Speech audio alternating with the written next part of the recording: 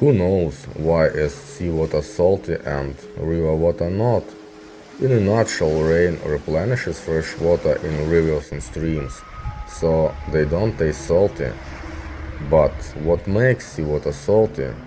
There are two major sources of salts into the ocean: runoff from the land and openings in the seafloor.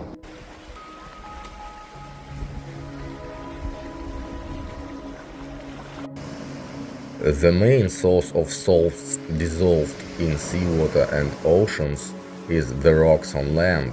Since rainwater is slightly acidic, these rocks get continuously eroded, which introduces ions into the water. Streams and rivers carry these ions through to the sea.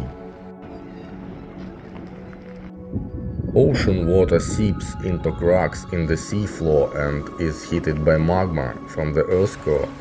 The heat causes a series of chemical reactions.